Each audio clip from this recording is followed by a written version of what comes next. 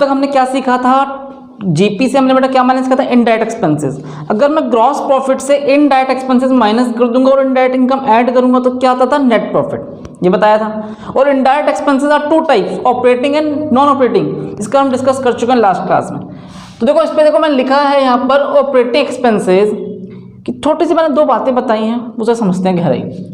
Operating expenses are the expenses incurred by an enterprise that are associated with its operating activity. ये वो खर्चे हैं जिसका operation से लिंक है बिजनेस एक्टिविटी से, it is called operating expenses.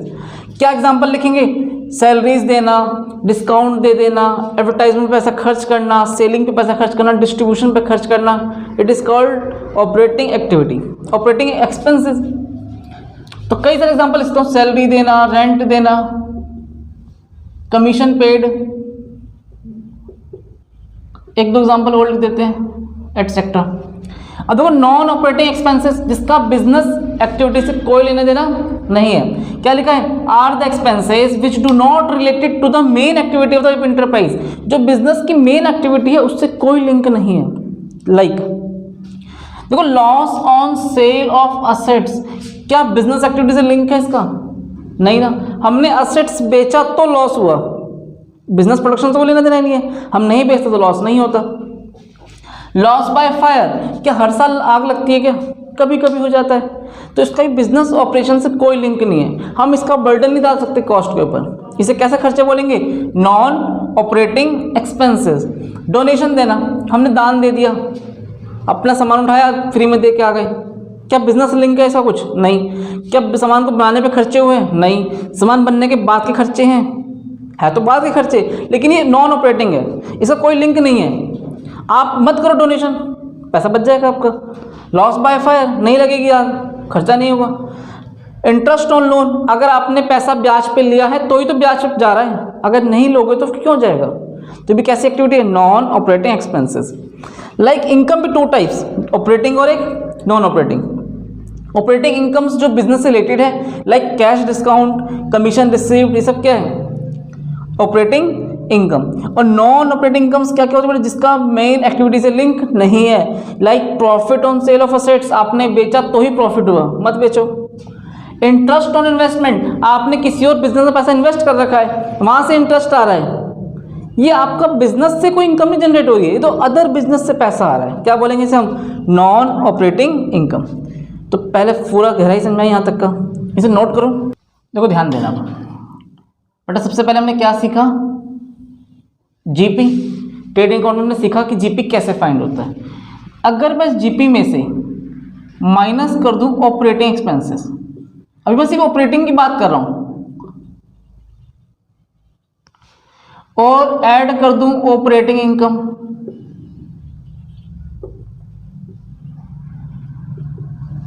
आप क्या बोलोगे कि सर माइनस कर रहे हैं ऑपरेटिंग एक्सपेंसेस और ऐड करते हैं ऑपरेटिंग इनकम, तो ऐसा करने से क्या निकलता है हमारा, ऑपरेटिंग प्रॉफिट। क्या आ जाता है, ऑपरेटिंग प्रॉफिट। और अगर इस ऑपरेटिंग प्रॉफिट में से मैं क्या माइनस कर दूं, नॉन ऑपरेटिंग एक्सपेंसेस, और ऐड क्या कर दूं, नॉन ऑपरेटिंग इनकम्स। ऐसा करने से क्या आता है, नेट प्रॉफिट। अब आप कहोगे सर आपने लास्ट क्लास में कुछ और बताया, आप कुछ और बता दिया, ऐसा लग रहा है क्या।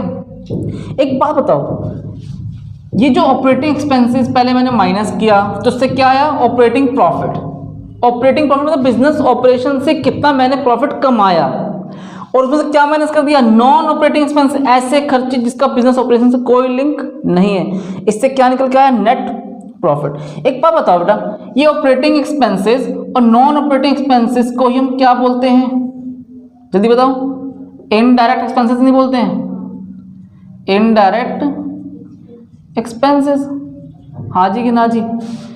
और अगर जीपी में से इन दोनों को माइनस कर दूंगा, अगर जीपी में से इन दोनों को ही माइनस कर दिया मैंने, इसको ही माइनस कर दिया, इसको ही माइनस, तो नेट प्रॉफिट नहीं दिखाया था, हाँ या ना, चेक करो। मैंने आपको क्या बताया था कि अगर जीपी में से इनडायरेक्ट एक्सपेंसेस को माइनस कर दूंगा तो नेट प्रॉफिट आ जाएगा, और इसी तरीके से इनडायरेक्ट इनकम क्या कर दूंगा, ऐड। जीपी में इनडायरेक्ट इनकम को ऐड कर दूं और इनडायरेक्ट एक्सपेंस को माइनस कर दूं तो क्या निकल जाता है बेटा, नेट प्रॉफिट। तो आपको एक बात फील करनी है, जीपी और नेट प्रॉफिट के बीच में एक छोटा सा प्रोडक्ट और है, क्या है उसे ऑपरेटिंग प्रॉफिट बोलते हैं। एक प्रॉफिट और छुपा हुआ है, इसको निकालने के लिए मुझे क्या गहराई जाननी पड़ती है, ऑपरेटिंग और नॉन ऑपरेटिंग को डिवाइड करना पड़ता है। अगर आपको ये फील हो गया ना कि ऑपरेटिंग एक्सपेंसेस क्या है, नॉन ऑपरेटिंग एक्सपेंसेस क्या है, तो आप इजीली ऑपरेटिंग प्रॉफिट भी निकाल सकते हो। लेकिन अगर दोनों को माइनस कर दोगे तो क्या आ जाएगा, नेट प्रॉफिट, क्योंकि ये दोनों ही क्या कहलाते हैं, इनडायरेक्ट एक्सपेंसेस। ये बात क्लियर हुई कि नहीं हुई? Indirect expenses are two types, operating and non operating. Clear है? ये वो खर्चे जिसका बिजनेस से लिंक है, इसका कोई बिजनेस से लिंक नहीं है। अब पूरी फिल्म समझ में आ रही है हम चल क्या रहे हैं। तो देखो यहां पर एक बात फील करना, अगर मुझे नेट प्रॉफिट निकालना है, सपोज या नेट प्रॉफिट दे रखा है, ऑपरेटिंग निकालना है, हो सकता है ऑपरेटिंग दे रखा हो नेट निकालना हो, नेट दे रखा हो ऑपरेटिंग निकालना हो। इसके लिए एक ही बात याद रखनी है, क्या, ऑपरेटिंग प्रॉफिट में से माइनस कर देंगे नॉन ऑपरेटिंग एक्सपेंसेस, और उसमें क्या ऐड कर देंगे बेटा, नॉन ऑपरेटिंग इनकम। ठीक है, इजिकल टू में क्या ले देंगे, नेट प्रॉफिट। तो अगर अब मुझे ऑपरेटिंग निकालना हो तो ये नेगेटिव वाला तरह कैसा हो जाएगा, पॉजिटिव, और ये पॉजिटिव उधर जाके कैसा हो जाएगा, नेगेटिव। अगर ये लाइन याद कर ली तो काम नहीं चल जाएगा, हाँ जी कि ना जी? इसी वैल्यू पुट कर दोगे तो आपका आंसर आ जाएगा। क्या था, operating profit minus non operating expenses plus non operating income is equal to net profit, हाँ जी कि ना जी? तो आपके पास ये हो तो ये आ जाता है, ये होगा तो ये आ जाए, कुछ भी निकाल सकते हो इजीली। इसे नोट करो। देखो हम सीखेंगे profit and loss account. Trading account में डिस्कस दिक्कत ना तक नहीं, ट्रेडिंग अकाउंट आपने पढ़ा, उसके बाद अपनी 2-3 बातें और जानी, बेसिक बातें, कहाँ तक कोई समस्या है, नहीं है। अब हम काम की बात पर आते हैं। ये क्या ड्रॉ कर रहे हैं हम, profit and loss account. Profit and loss account, particular amount, particular amount. ये साइड बेटा डेबिट साइड और ये क्रेडिट साइड। देखो प्रॉफिट एंड लॉस अकाउंट भी एक तरह से नॉमिनल अकाउंट है। नॉमिनल अकाउंट, नॉमिनल मतलब समझते हो, क्या सिखाया था नॉमिनल अकाउंट का रूल, क्या था, debit all losses and expenses, जितने भी खर्चे होंगे लॉस होगा डेबिट साइड, जितने भी इनकम्स वगैरह वो सब कहाँ आएंगे, क्रेडिट साइड आएगा। इतना फील करना है। और प्रॉफिट एंड लॉस अकाउंट पे हम यहाँ पे क्या लिखेंगे, इनडायरेक्ट एक्सपेंसेस, इनडायरेक्ट एक्सपेंसेस। अभी इनडायरेक्ट एक्सपेंसेस भी आपको मुझे बताया क्या क्या इनडायरेक्ट एक्सपेंसेस में, देखो क्या क्या आएगा, टू सैलरीज, ऑफिस के खर्चे हैं। देखो प्रॉफिट एंड लॉस में क्या बात कर रहे वाले हम, सामान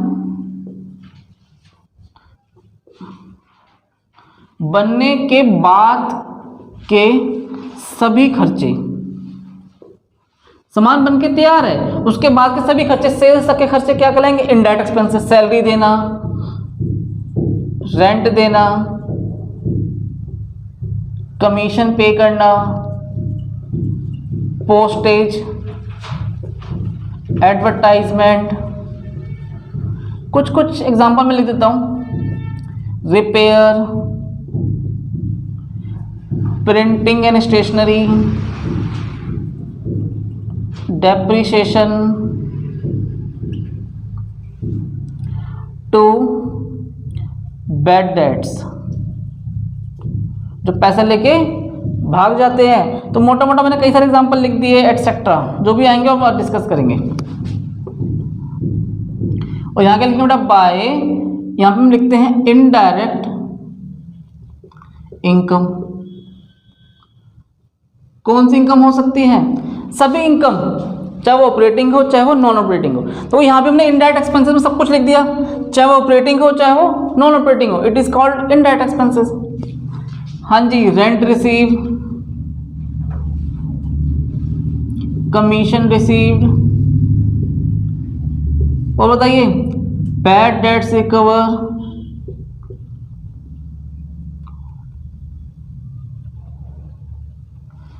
कुछ और, इंटरेस्ट ऑन इन्वेस्टमेंट,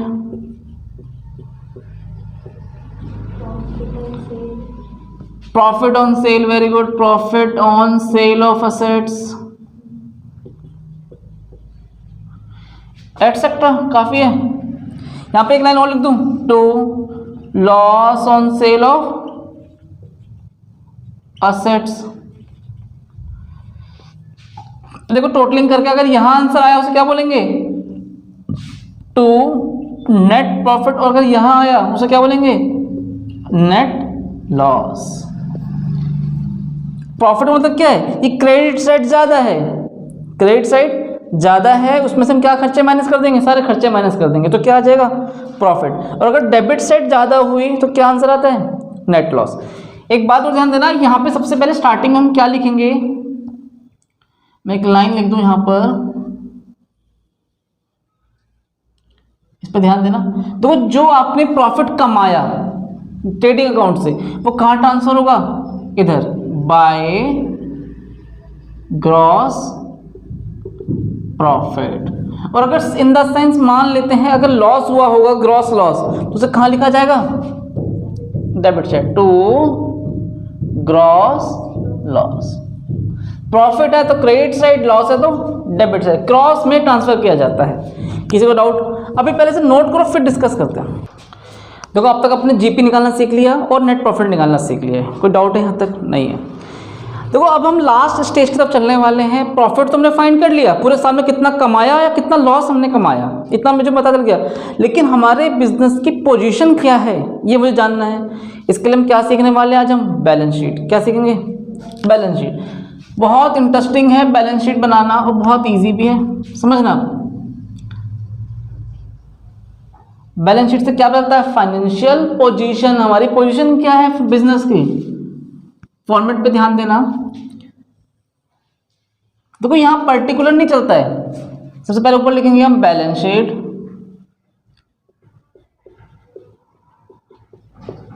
यहां लिखेंगे हम लायबिलिटीज, यहां लिखेंगे अमाउंट, यहां लिखेंगे असेट्स, और यहां लिखेंगे अमाउंट। ठीक है, लायबिलिटी साइड चलेंगे पहले अभी हम। कैपिटल, शुरुआत किससे करने वाले हैं, कैपिटल, लिख दिया कैपिटल। उसमें हम ऐड करेंगे नेट प्रॉफिट। क्या ऐड किया जाएगा, नेट प्रॉफिट, पूरे साल में कितना आपने कमाया उसे ऐड कर दो। अगर लॉस है तो उसे क्या कर देंगे, माइनस। इतना कर दिया, इतना करने के बाद माइनस किया जाएगा ड्राइंग। ठीक है, ड्राइंग करने के बाद भी अगर क्वेश्चन में है इंटरेस्ट ऑन कैपिटल तो उसे ऐड किया जाएगा, interest on capital. Interest on capital मतलब जो पैसा मैंने बिजनेस में इन्वेस्ट किया उसका बदले बिजनेस मुझे क्या दे रहा है, इंटरेस्ट दे रहा है। जितना भी इंटरेस्ट मुझे मिलेगा उससे मेरी कैपिटल इंक्रीज हो जाएगी। कैपिटल में क्या किया जाएगा, ऐड किया जाएगा। और इंटरेस्ट ऑन कैपिटल की बात अभी हम करेंगे, थोड़ा समझ सब्र रखना। ऐड कर दिया, इसमें कोई डाउट नहीं है। तो देखो लायबिलिटीज की बात कर रहे हैं, कर्जे की बात करने वाले हैं आज हम। कर्जा बेटा और क्या क्या हो सकता है, लायबिलिटी, कैपिटल लिख दिया, प्रॉफिट ऐड कर दिया, ड्राइंग माइनस कर दिया, इंटरेस्ट ऑन कैपिटल अगर है, स्टार लगा रहा हूँ तो उसे मैंने ऐड कर दिया। क्रेडिटर्स, क्या क्या आएगा इसके बाद, ठीक है, बिल्स पेबल, बिल पेबल, और बताइए आउटस्टैंडिंग एक्सपेंसेस। और बताओ, क्रेडिटर्स है, बिल्स पेबल है, आउटस्टैंडिंग एक्सपेंसेस है, बैंक ओवरड्राफ्ट, हाँ जी कि ना जी, बैंक से मैंने एक्स्ट्रा पैसा निकाल रखा है। और बताओ, बैंक लोन, समझ आया। और कोई लायबिलिटी, हाँ, लोन फ्रॉम फ्रेंड से, रिलेटिव से, कुछ भी लिख देते हैं, रिलेटिव लिख देते हैं। आपने किसी रिलेटिव से लोन ले रखा है। डिवेंचर्स, अभी इसके बारे में अभी हम कई तरह की लायबिलिटी होती है, मैंने लिख दिया। Mainly creditors, bills payable, outstanding, bank overdraft, bank loan, loan from relative, कई सारे कर्ज, जितने भी कर्जे होंगे कहाँ जाएंगे, लायबिलिटी साइड आ जाएगा। कंप्लीट हो गया। एक आध और आ जाएगा तो मैंने एटसेट्रा लिख दिया, कवर कर देंगे। अब देखो असेट्स में ध्यान देना है। सबसे पहले हम बात कर रहे हैं यहाँ पर फिक्स असेट्स की, और यहां हम बात कर रहे हैं करंट असेट्स की। असेट्स को कितने भागों में डिवाइड किया मैंने, 2, एक फिक्स असेट्स और एक करंट असेट्स। फिक्स असेट्स बेटा वो होते हैं जिनको लंबे समय के लिए इस्तेमाल किया जा सकता है, लॉन्ग, जिसका बेनिफिट मुझे आने वाले कई सालों तक मिलेगा, क्या कहलाएंगे, फिक्स्ड असेट्स। एग्जाम्पल बताओ, building, furniture, machinery, plant, goodwill, और बताओ इन्वेस्टमेंट एटसेट्रा। गुडविल का मतलब होता है रेपुटेशन, जो हमारी कंपनी गुडविल रेपुटेशन है, कहाँ लिखा जाएगा उसे, फिक्स्ड असेट्स, जो कि लंबे समय के लिए असेट्स है। और करंट असेट्स वो असेट्स होते हैं जिनको हम 1 साल के अंदर अंदर कैश में कन्वर्ट करने की क्षमता रखते हैं, जिनको हम 1 साल के अंदर क्या रखते हैं, कैश में कन्वर्ट करने की क्षमता होती है। It is called current assets. अभी हम फील करना है इसको। करंट असेट लाइक कैश हो गया, कैश और बैंक क्या है, करंट असेट्स है, हाथ में जो पैसा है, बैंक में पैसा। डेटर्स, पर डेटर्स मैंने यहाँ पे क्यों लिखा है, डेटर्स होते कौन है, जिनको हम उधार सामान बेचते हैं, और क्रेडिटर्स कौन होते हैं, जिनसे हम उधार सामान खरीदते हैं। एक बात फील करना, डेटर्स, मैंने सामान बेचा तो मुझे पता है कि 2 महीने बाद, 3 महीने बाद पैसा आ जाएगा। ऐसा नहीं होता कि 2 साल बाद पैसा आएगा। अगर 2 साल बाद पैसा आना होता तो मैं सामान बेचता ही नहीं, क्या कहता है, तू सामान मत ले जा। अगर 2 साल तक मैं तुझे विश्वास करके बैठ गया, फिर तो मेरा काम धंधा बंद, मुझे आगे भी तो पेमेंट करनी है। तो ये डेटर्स का पैसा लगभग 2-4 महीने में आ जाता है, इसलिए तो क्या नाम दिया है, करंट असेट्स, जिसे कैश में बदलने की क्षमता होती है 1 साल के अंदर अंदर। BR, बिल, रिसीवेबल, वही बिल मिल गया, कितने महीने का बिल होता है, 2 महीने का, 3 महीने का मोस्टली। और बताइए, शॉर्ट टर्म इन्वेस्टमेंट, ये वो इन्वेस्टमेंट छोटे समय की इन्वेस्टमेंट है, 1 साल से छोटे समय की, इसे क्या नाम दिया जाएगा, करंट असेट्स। अगर लॉन्ग इन्वेस्टमेंट होती है तो कहाँ लिखते हैं उसे हम, फिक्स्ड में लिखते हैं। इसके अलावा प्रीपेड एक्सपेंसेस, प्रीपेड, देखो मैंने पहले ही पेमेंट कर दी एटसेट्रा। तो देखो एक बार बताओ, हम पहले ही पे कर देते हैं तो क्या 2-3 साल का पेमेंट पहले करके आते हैं, 2 महीने का, 3 महीने का, 4 महीने का। तो ये वो खर्चे हैं जिनको हम 1 साल से पहले ही कन्वर्ट कर पाएंगे, जो रियलाइज हो जाता है। It is called current assets. तो एक होता है फिक्स असेट्स और एक होता है करंट असेट्स। और इसी तरह लायबिलिटी की बात करें तो ये वो खर्च लायबिलिटी है जिसे हम क्या नाम देंगे, करंट लायबिलिटी। अभी जब 12th में आप आओगे थोड़ा और डीपली पढ़ेंगे, current liability, current assets, non current assets, non current liability, कई सारी बातें और डिस्कस करेंगे। अभी तो केवल आप इतना समझिए, क्रेडिटर्स का, बिल्स पेबल का, आउटस्टैंडिंग एक्सपेंसेस, बैंक ओवरड्राफ्ट, ये कैसे लायबिलिटी हैं, ये वो लायबिलिटी जिन्हें 1 साल के अंदर अंदर मुझे चुकानी पड़ती है, जिन्हें 1 साल के अंदर पैसा वापस करना पड़ता है। यहाँ 1 साल के अंदर पैसा आने की क्षमता होती है और यहाँ 1 साल के अंदर पैसा इनको वापस करना होता है।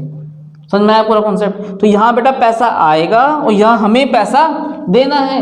क्रेडिटर्स कितने महीने बाद पेमेंट कर देंगे, 1 महीना, 1.5 महीना, 2 महीना। क्या हम बोल सकते हैं कि भैया 2 साल बाद पैसे ले लियो, वो कहेगा भैया हाथ जोड़ ले, सामान मत ले जा। सिंपल बात है। अगर 2 साल तक विश्वास कर लेगा तो क्या खाएगा। तो हम पेमेंट कितने महीने में कर देंगे, 2-4 महीने की बात होती है। तो ये कौन सी लायबिलिटी है, करंट लायबिलिटी, जिन्हें 1 साल के अंदर भुगतान करना होता है। और ये बैंक लोन हो गया, डिवेंचर्स वगैरह, बॉन्ड वगैरह हो गए, लोन फ्रॉम रिलेटिव्स, किसी लंबे अमाउंट के जो लोन हो जाते हैं, इसे हम बोलते हैं नॉन करंट लायबिलिटी, जो लंबे समय की लायबिलिटी होती है, जिन्हें अभी चुकाने की जरूरत नहीं है, in the sense long time में चुकाया जाएगा। तो देखो एक और देखना ध्यान से, एक मैं लिख रहा हूँ यहाँ पर रिजर्व। रिजर्व क्या होता है? जो पैसा बिजनेस ने अपने प्रॉफिट में, हमने जितना प्रॉफिट कमाया उसमें से कुछ पार्ट बचा के रख लिया। क्यों रख लिया? रिजर्व, ताकि इन द सेंस फ्यूचर में कोई प्रॉब्लम हो जाएगी तो उन पैसे को यूज कर पाएंगे। तो ये भी कहाँ शो होता है? Liability side. ये बिजनेस के लिए क्या है, कैसे लायबिलिटी की, बिजनेस को ये पैसा बिजनेसमैन को देना है। ये कब के रखा गया है? फ्यूचर के रखा गया है। तो रिजर्व भी आपको कई क्वेश्चन में दिखाई देगा, तो कहाँ लिखेंगे इसे हम? Liability side. इसे नोट करो। देखो अभी हमने बैलेंस शीट बनाना सीख लिया है। अब बैलेंस शीट के अंदर भी असेट्स को रिकॉर्ड करने के दो ऑर्डर होते हैं। अब कौन कौन से ऑर्डर होते हैं पहले समझते हैं। असेट्स को रिकॉर्ड करने के दो ऑर्डर हैं। पहले होता है ऑर्डर ऑफ, एक होता है परमानेंस, एक होता है order of liquidity.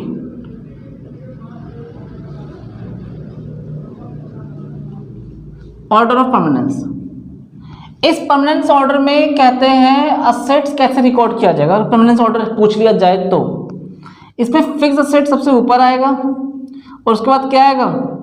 Current assets. याद रहेगा, पहले जितने भी फिक्स असेट्स दे रखे हैं पहले वो सारे लिख दो और उसके नीचे क्या लिखना स्टार्ट करेंगे? Current assets. इसे कौन सा ऑर्डर बोला जाएगा? Order of permanence. लेकिन लिक्विडिटी में थोड़ा उल्टा है, इसमें करंट असेट्स सबसे ऊपर आएगा और उसके बाद नीचे क्या आएगा? Fix assets.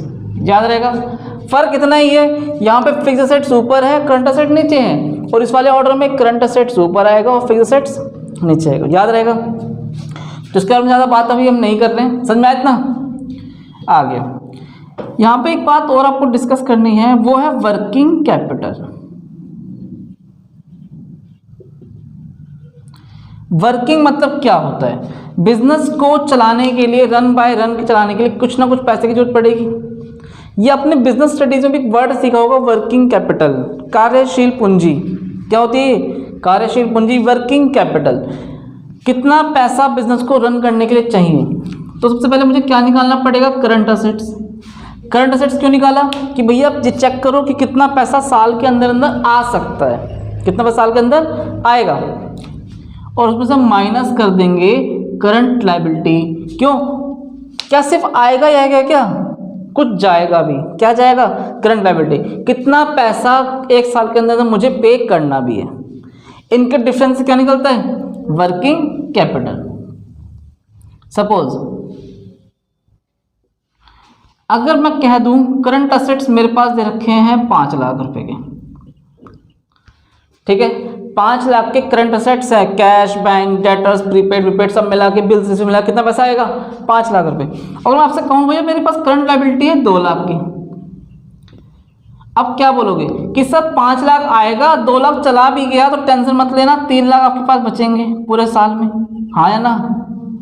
ये पैसा आपके हाथ पे रहेगा ना। तो 5 लाख तो आता है, 2 लाख जाता है, कितना बचा? 3 लाख। इसे क्या बोलेंगे हम? Working capital. ये बिजनेस को चलाने के लिए आपके हाथ पे रखा हुआ पैसा है, पूंजी है। याद रहेगी बात। तो 3 लाख रुपए आपके पास होना चाहिए। समझ में आया? क्या बोला जाएगा इसे? Working capital. तो फॉर्मूला क्या बना? CA minus CL। इसे नोट करो।